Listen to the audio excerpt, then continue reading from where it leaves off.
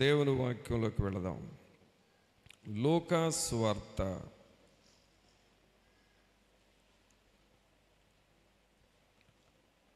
10వ అధ్యాయము.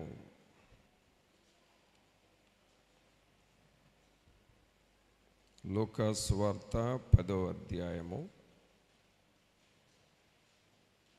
39వ వచనం చదువుకుందాం. ఆమెకు మరియా అను సహోదరి ఉండెను. మరియా అను సహోదరి ఉండెను. ఈమె యేసు పాదముల యొద్ద కూర్చుండి ఆయన బోధ వినుచుండెను. మార్తా చాలు పిల్లరా గమనించండి. మనము ఆత్మీయ జీవితంలోనికి వచ్చిన తర్వాత మన ఆత్మీయ జీవితాలను గురించి మనం శ్రద్ధ తీసుకోవాలి.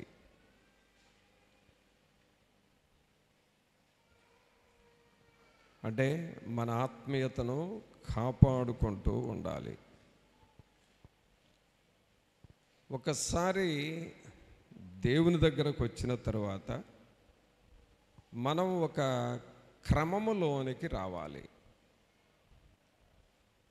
మన మాటలు కానీ, మన పనులు కానీ, మన క్రియలు కానీ అన్నీ ఒక పద్ధతిలోనికి, ఒక క్రమంలోనికి రావాలి. అంతేగాని దేవుని దగ్గరకు వచ్చిన తర్వాత కూడా ఒక క్రమము లేకుండా ఇష్టానుసారంగా మనం ఏది కూడా చేయకూడదు. ప్రభువులో ఎదగాలి. మనమందరము ఏంటి అనంటే ఈ లోకంలో ఒక గొప్పది లేక ఎవరు చేరుకోలేనటువంటి ఒక ఉన్నత స్థానాన్ని, పరలోకానికి మనం చేర్చబడాలి. అందుకు మనం ప్రయాసపడతా ఉన్నాం.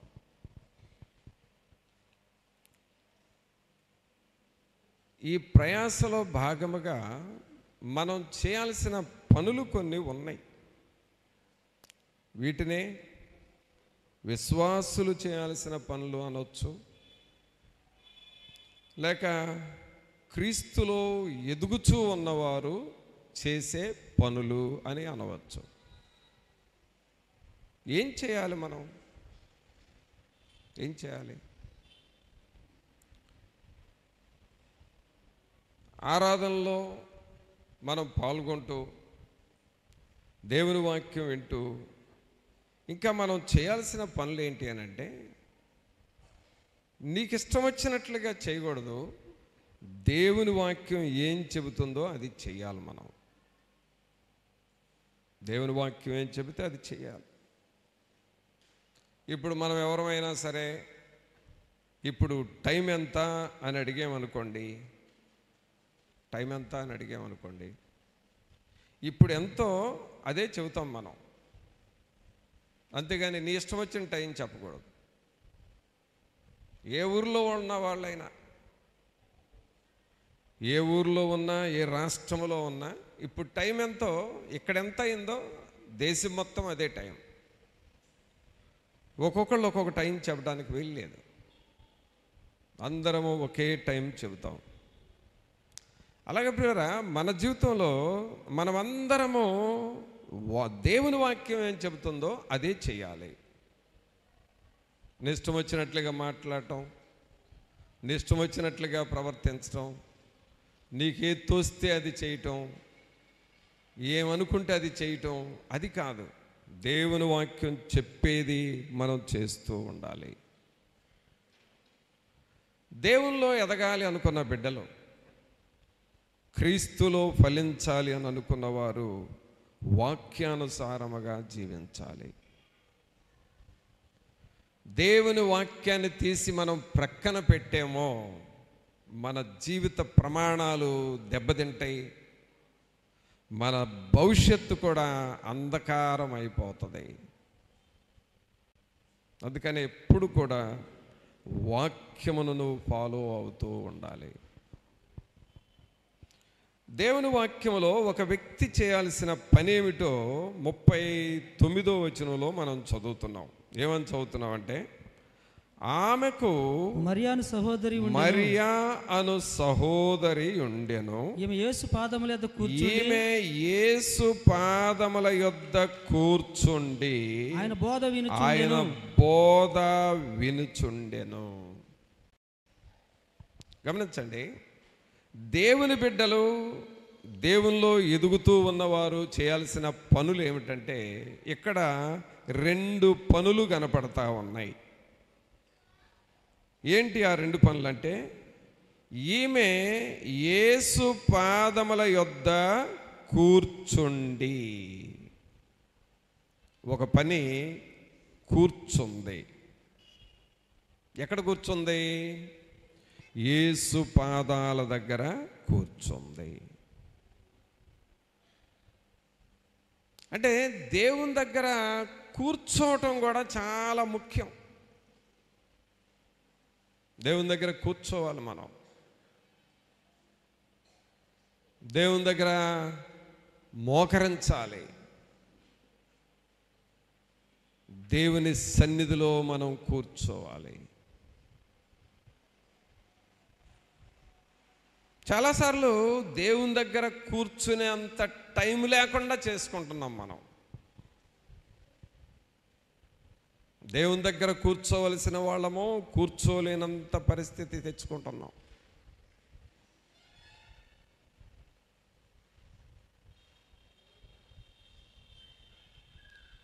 కాబట్టి ఇక్కడ దేవుని వాక్యం ఏం చెబుతా ఉంది? 39వ వచనంలో, ఆమెకు మరియాను సహోదరి ఉండెను. ఈమె యేసు పాదముల యొద్ద కూర్చుండి. దేవుని సన్నిధిలో మనం కూర్చోవాలి.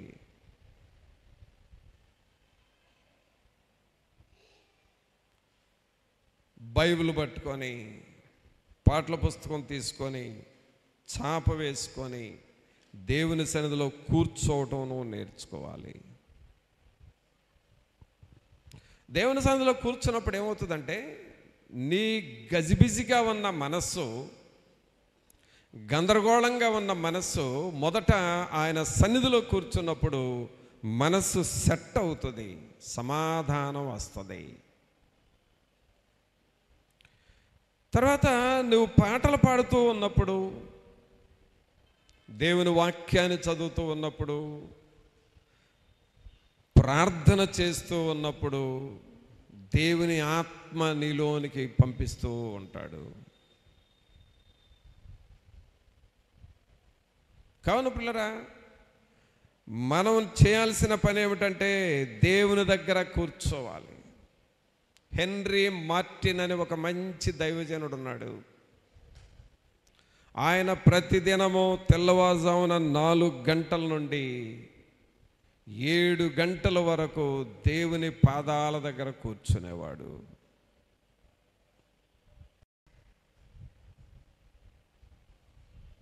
అలాగే మదర్ తెరిసా అనే దైవజనరాలు, చాలా పేరుగాంచిన దైవజనరాలు మనందరికీ తెలుసు, మదర్ తెరిసా. ఆమె కూడా తెల్లవారుజామున 4 నుండి 7 వరకు 3 గంటలు దేవుని దగ్గర కూర్చునేది. దేవుని దగ్గర కూర్చున్నప్పుడు దేవుని మాటలు నీకు వస్తాయి. దేవుని ఆత్మ నిన్ను తాగుతూ ఉంటాడు. దేవుని సన్నిధిని మనం అనుభవిస్తూ ఉంటాము. కావున ప్రభువులో ఎదగాలి అనుకున్న వాళ్ళు మొదట నువ్వు కూర్చోవాలి, దేవుని దగ్గర కూర్చోవాలి. దేవుని వాక్యం ఎదురుగా పెట్టుకోవాలి, పాటల పుస్తకం ఎదురుగా పెట్టుకోవాలి. ఆయన సన్నిధిలో నువ్వు లీనమైపోవాలి. టైం ఇవ్వాలి దేవునికి. నువ్వు దీనినే క్వైట్ టైం అంటాం. మౌనముగా దేవుని సన్నిధిలో కనిపెట్టటము. నీ సన్నిధిలో మోకరించి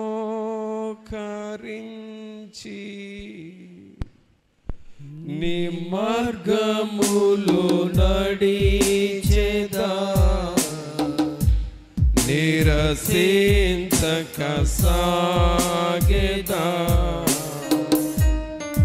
నెవెను తిరుగా నీ సన్నిధిలో మోకరించి నీ మార్గములో నడిచెదా నిరసించక సాగెదా నెవెను తిరుగా. చూసారా, ఇక్కడ యేసు ప్రభు పాదాల దగ్గర ఈ మరియా అనే స్త్రీ పాదాల దగ్గర కూర్చుంది.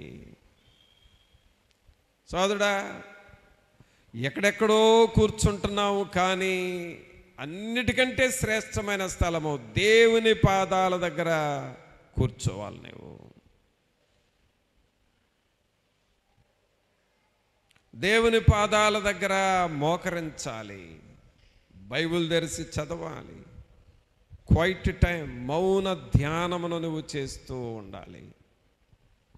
ఇలాగ ప్రభు దగ్గర కనిపెడుతూ ఉన్నప్పుడు ఆయనలో ఉన్న జీవము, ఆయనలో ఉన్న శక్తి, ఆయనలో ఉన్న ప్రభావము, ఆయనలో ఉన్న వెలుగు నీలోనికి వస్తూ ఉంటుంది. రోజు కొంచెం రోజు కొంచెం రోజు కొంచెం నీ లోపలికి వస్తే కొన్ని రోజులకి, కొంతకాలానికి దేవుని శక్తి చేత మనం నింపబడతాము.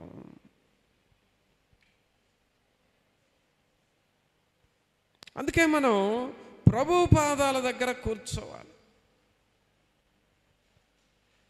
ఫస్ట్ మనం చేయాల్సిన పని ప్రియులారా, నువ్వు ఎంత పని ఉన్నావో, ఎంత బిజీగా ఉన్నావో అవన్నీ ప్రక్కన పెట్టు. ముందు నువ్వు లేచి దేవుని దగ్గర కూర్చో.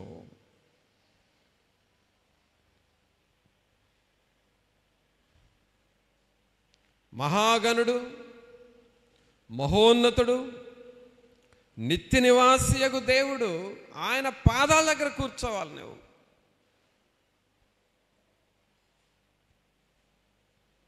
కూర్చున్నప్పుడు నీ శరీరము, నీ అవయవాలు, నీ మనస్సు, నీ హృదయము దేవుని వైపుకు ఆకర్షించబడతా ఉంటుంది. తర్వాత ఏం జరిగింది ఇక్కడ? ఈమె యేసు పాదముల యొద్ద కూర్చుండి ఆయన బోధ వినుచుండెను. గమనించండి, నీవు భక్తిలో ఎదగాలి అనంటే దేవుని బోధ వింటా ఉండాలి. కొంతమందికి పాటలు వినే అలవాటు, పాటలు నేర్చుకునే అలవాటు ఉన్నవాళ్ళు రకరకాల పాటలు వింటారు. మంచిదే, పాటలు వినొచ్చు, నేర్చుకోవచ్చు, పాడవచ్చు, మంచిదే. కానీ ఆయన బోధ కూడా నువ్వు వింటూ ఉండాలి. ఒక దైవజనుడు వాక్యాన్ని మాటికి వినాలి.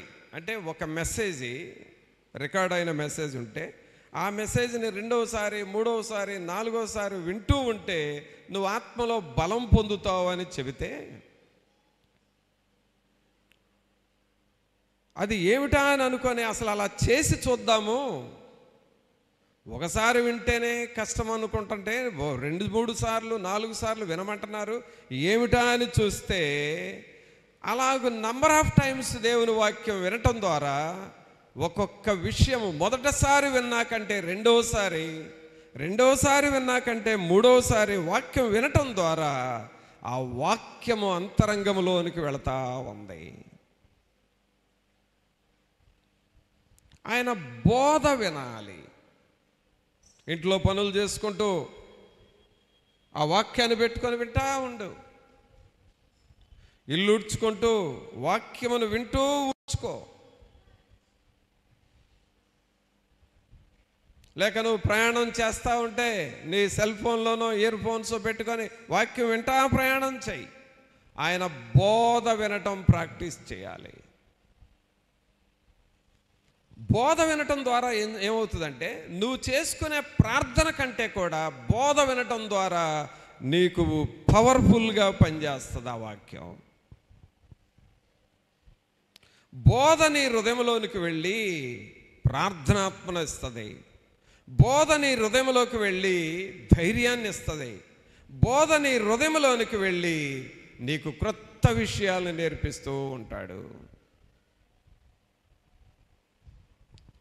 కావున మనము ఆయన బోధను వినేవారముగా ఉండాలి. ఆయన బోధను మనం వినాలి.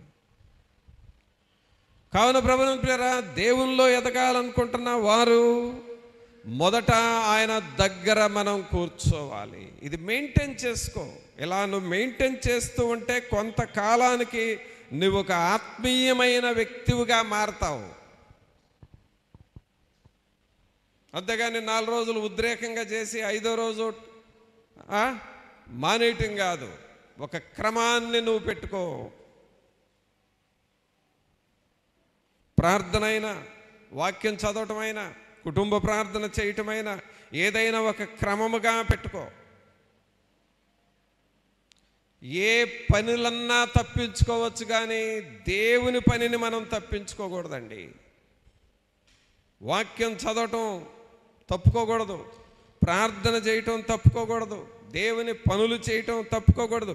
ఏదన్నా తప్పించుకో, కానీ దేవుని పనిని మాత్రం తప్పుకోకూడదు. ఈ దేవుని మాటలు వినటం, దేవుని బోధ వినటం అనేది అది మనకెంతో ఆశీర్వాదకరంగా ఉంటుంది.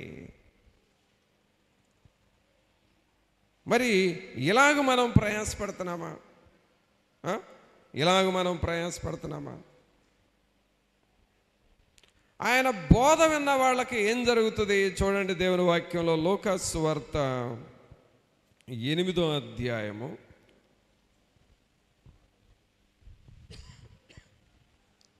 35వ వచనం నుండి చూడండి. 35 నుండి. జనులు జరిగిన దానిని చూడవెళ్ళి యేసునద్దకు వచ్చి దయ్యములు వదిలిపోయిన మనుషుడు బట్టలు కట్టుకొని స్వస్థచిత్తుడై యేసు పాదముల యొద్ద కూర్చుండుట చూచి భయపడిరి. అది చూచిన వారు దయ్యములు పట్టిన వాడు ఎలాగో స్వస్థత పొందెనో జనులకు తెలియజేయగా గెరసీనుల ప్రాంతములలో నుండి జనులందరూ బహు భయాక్రాంతులైరి గనుక తమ్మును విడిచిపొమ్మని ఆయనను వేడుకొనిరి. చూసారా, ఇక్కడ దేవుని బోధ వింటున్నప్పుడు జరుగుతుంది ఏంటి అనంటే, ఇక్కడ దయ్యములుగా పట్టిన ఒక యవనస్తుడున్నాడు. ఆ దయ్యములు అతన్ని వదిలిపెట్టి వెళ్ళిపోయినాయి. ఆ అపవిత్రాత్మలు వదిలిపెట్టిపోయినాయి. పిల్లరా, దేవుని వాక్యం వింటా ఉంటే నీ మనస్సులో ఉన్న దయ్యాలన్నీ పారిపోతాయి. దేవుని వాక్యాన్ని వింటా ఉంటే నీ హృదయంలో, నీ ఇంటిలో ఉన్న చీకటి శక్తుల ప్రభావం అంతా వదిలి వెళ్ళిపోతూ ఉంటుంది. అందుకనే వాక్యాన్ని నువ్వు బాగా వినాలి.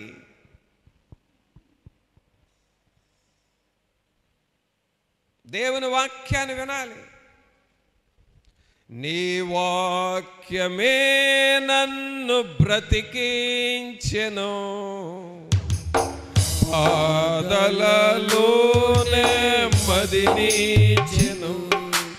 నీ వాక్యమే నన్ను బ్రతికించెను, పాదలలోనే మదినిచెను. చూసారా, ఈ వాక్యం, ఈ పాట పాడటం కాదు, ఈ వాక్యాన్ని, ఈ పాటను నీ జీవితంలో అనుభవించాలి. ఇక్కడ దయ్యాలు పట్టిన సహోదరుడు ఉన్నాడు. గెరసీనుల దయ్యము అంటే గెరసీనుల దేశంలో పట్టిన దయ్యాలు పట్టిన యవనస్తుడు. ఇతని పరిస్థితి ఏంటి? దయ్యాలు పట్టినవి, కేకలేస్తున్నాడు, ఊర్లో వాళ్ళని బాధ పెడుతున్నాడు, తల్లిదండ్రులు వదిలేశారు, ఇంట్లో వాళ్ళు వదిలేశారు, ఊర్లో వాళ్ళు వదిలేశారు, వెళ్ళిపోయాడో సమాధుల్లో బ్రతుకుతున్నాడు. కానీ దేవుడు అతనితో మాట్లాడటం జరిగింది. ఆ యవనస్తుడు దేవుని మాటలు విన్నాడు, అంటే అతనిలో ఉన్న చీకటి శక్తుల ప్రభావం అంతా పోయింది. సహోదరా, సహోదరి, నీకు నోటికి వచ్చే వ్యర్థమైన మాటలు, నీ మైండ్కి వచ్చే వ్యర్థమైన తలంపులు, ఇవన్నీ చీకటి శక్తుల ప్రభావాలు. దయ్యం లోపలుంటే ఇష్టం వచ్చినట్లుగా మాట్లాడేస్తుంది. దయ్యం లోపలుంటే ఇష్టం వచ్చినట్లుగా ప్రవర్తించాలనిపిస్తుంది. చీకటి శక్తులు ఇంట్లో ఉన్నప్పుడు ఇంటిలో నెమ్మది లేకుండా చేస్తూ ఉంటుంది. ఆ టైంలో దేవుని బోధను వింటూ ఉండాలి, దేవుని వాక్యాన్ని వినాలి. ఒకటోసారి, రెండవసారి, మూడవసారి ఆ మెసేజ్లు వింటూ ఉంటే ఆ వాక్యము ద్వారా ఆ చీకటి శక్తుల ప్రభావం అంతా పోతుంది. ఇక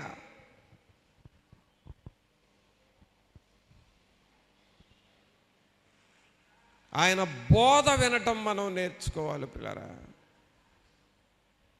అనగా ఏం రావాలి? దేవుని బోధ వినాలనే భయభక్తులు మనలో ఉండాలి. అన్నిటికంటే ముఖ్యమైనది దేవుని సన్నిధి అనే ఒక గ్రహింపు నీకు ఉండాలి.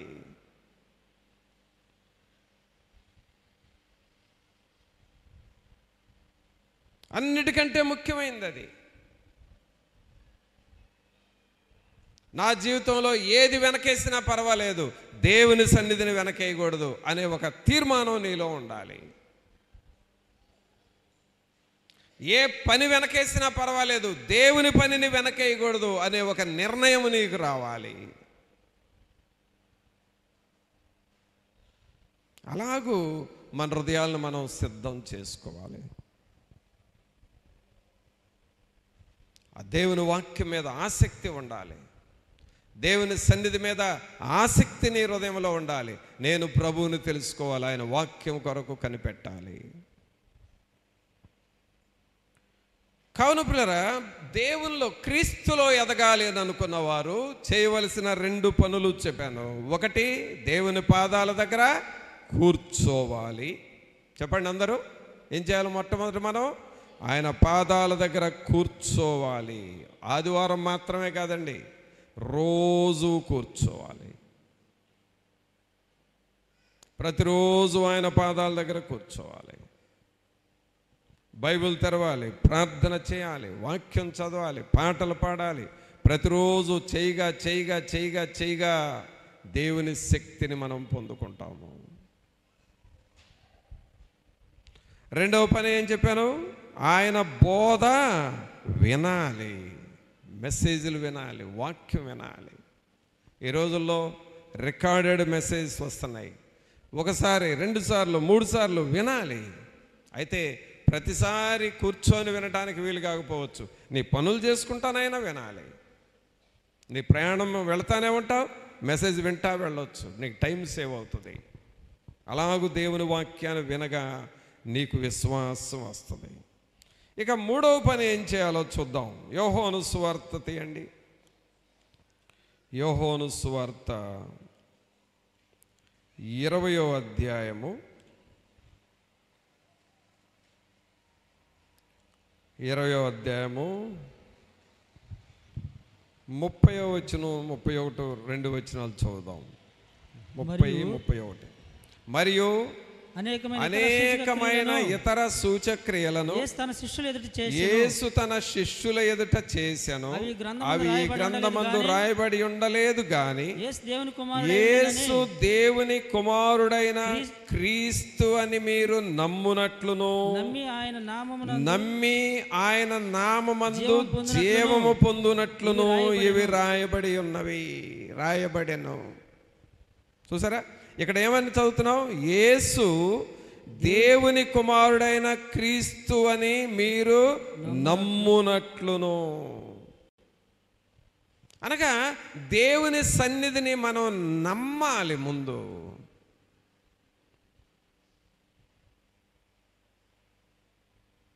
ఆయనను నువ్వు నమ్మాలి, ఆయన మీద నువ్వు విశ్వాసం ఉంచాలి.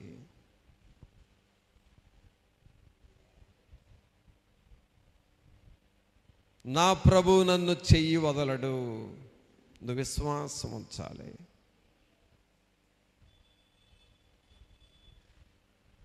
ఆయన నువ్వు నమ్ముతున్నావు అనంటే ఇంకా ఆయనలో నువ్వు స్థిరంగా ఉంటావు, స్థిరపరచబడతావు. నా ప్రభువు నన్ను వదిలిపెట్టడు, నా కుటుంబాన్ని వదిలిపెట్టడు, నా జీవితాన్ని వదిలిపెట్టడు. ఈ శోధనలో నన్ను వదిలేయడు దేవుడు, నన్ను చేరదీస్తాడు, నన్ను బలపరుస్తాడు.